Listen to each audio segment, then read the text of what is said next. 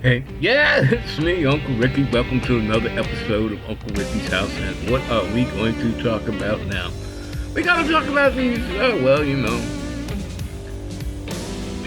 seemingly unrealistic, impractical, hard to understand MAGA Republican, ultra conservative, right wing MAGA Republican Party that not only has Republicans wondering what republicanism is all about, but basically has a whole country and maybe even the world wondering what politics, how much influence is the chaotic madness of the MAGA movement. How long is the world going to be able to tolerate it? Not just the country of the United States, not just the people, but because the United States is crippled by one of its major political parties, it can't accomplish anything for itself, much less accomplish anything long-lasting in the interest of the rest of the world, because you have the chaotic madness, crazy minority party, the MAGA party, throwing a monkey wrench into everything and anything that even remotely makes sense to make way for their madness and oppression of everybody and everything that moves, that draws a breath on planet America. It's ridiculous. It's just, how we got here, we can't blame anybody but ourselves, because how we got here was a certain group of people with a whole lot of money learned how to work the prejudices and the fears of a whole lot of other people that make up another group of people that basically it's the rest of the world's money, rest of the country's money, but it's not as much as the little group got. The little group got 90% of all the money in the country, regardless of how many people there are. 1% has 90% of the wealth in a country as wealthy as the United States of America. Unbelievable. And now it's starting to show up because these people have dedicated themselves since they realized the power of their wealth. They dedicated themselves to keeping the wealth among themselves and people like them. And if anybody else got a chance at getting into the club, they had a hard road to hoe. Some people never even had that chance due to ethnicity or religious background or sex or sexual origin or sexual preference or just being the wrong religion in the wrong town at the wrong time. But it seems that the ultra white rich Christian right rich 1% of the people, 1% and a few of the people from other places that they allow to hang out with them because they got the right amount in their bank account and the right kind of vile minutia spills from between their lips, they get to hang out. But they only make up 1% of the people. They have 90% of the wealth. 90% of. It's crazy. In other words, they living off of 1% of the people living off of 90% of everything that the country makes, and 90% of the country is only living off of the 1% they're allowed to keep. But anyway, what are these people doing? They're doing crazy things. They're doing unimaginably cruel things. Governor of Texas, Governor Abbott. We're in the middle of probably the worst heat wave we've had in definitely this part of the millennium, post 20th century. Temperatures, triple digit temperatures for weeks on end, and this Greg Abbott says that, hey, I'm gonna take away that water break that said that, after every 4 hours you get a 10-minute water break in Texas. No, we not doing that no more. There's too many of y'all taking too many damn water breaks. We don't give a shit if you have a heat stroke. Half of y'all not legal anyway, so, carry on. Keep on, lift that bar, stroke that bell, put that roof on, lay that floor. We're not having it. That's one thing. But I mean, we can jump to the other side of the aisle, the Democratic side of the aisle, because it appears that Greg, the governor of, the mayor of New York City, Greg Adams, has been caught basically doing the same thing that he was screaming about DeSantis and Abbott doing, and that was moving migrants all over the country to get them out of his city. And of course, Adams had, he came up with, we're not doing it like them. We're sitting down telling them the opportunities they're going to have, being honest about the opportunities. And we're trying to put them in places where they will be openly accepted and have an opportunity to regain, some social acceptance and be somebody in life. Some of these places are outside of the United States, but, at least we're trying.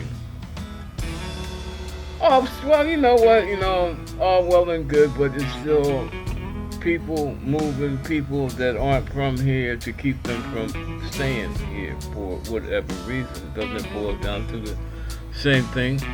I understand that you have a city packed full of, minorities that are wondering, okay, why do these people get to jump to the head of the line when we've been here paying taxes, going to work, sometimes working 2 or 3 jobs, putting up with all the stuff that comes out from the local government, the state government, and the federal government for years, and we got nothing to show for it but a hard time. And these people, they come here from someplace else, and now you're building them shelters and, buying up homes for them, and we got nothing.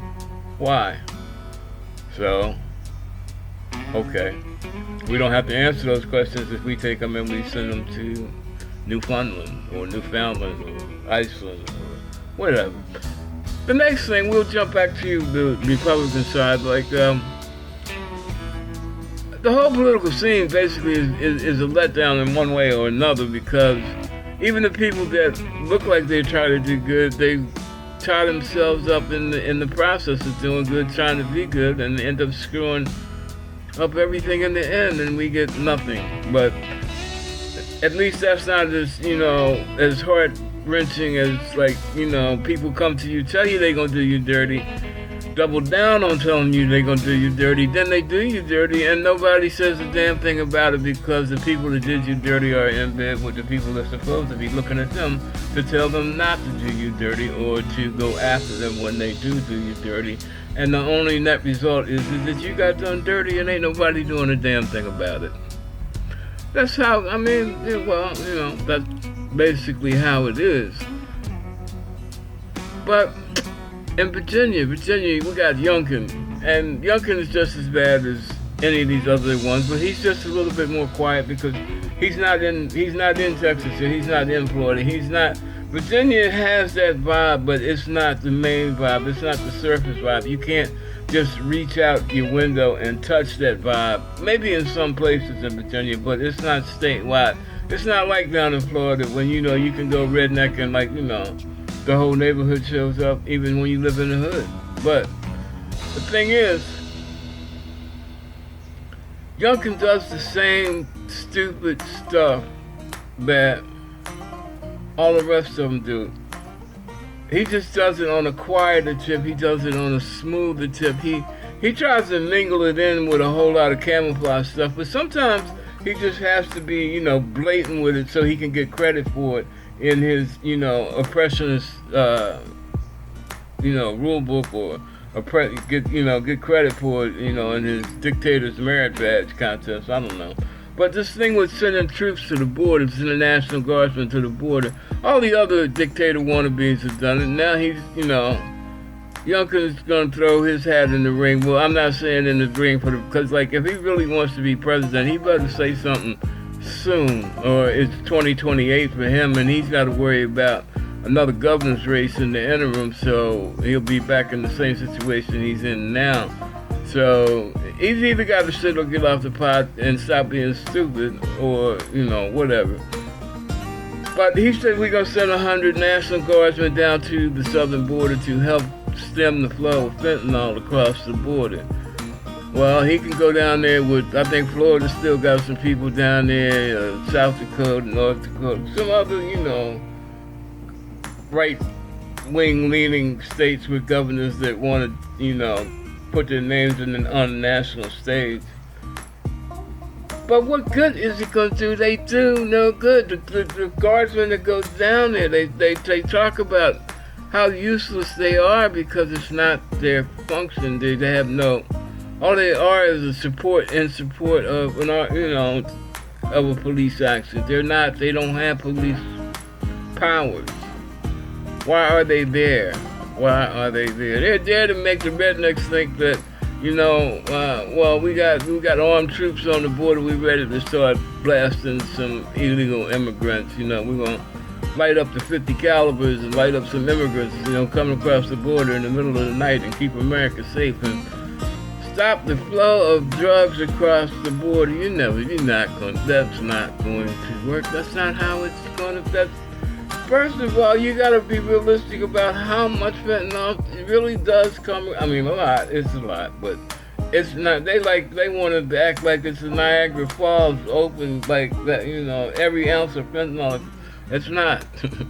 There's other ways it's coming in. It's being flown into the major airports of this country every damn day.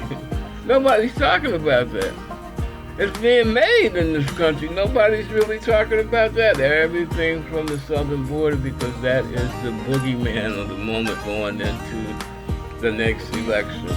Well, they say it's going to cost like $3 million for Virginia to send these 100 National Guardsmen, and they're going to be away from their home for like 3 months, 90 days, and their jobs are going to be on hold, their families are going to be on hold, and for what?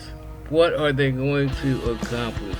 It's all about the show, and ain't none of it about the go. None of these Republicans have a plan to do anything but make money for themselves and their little circle.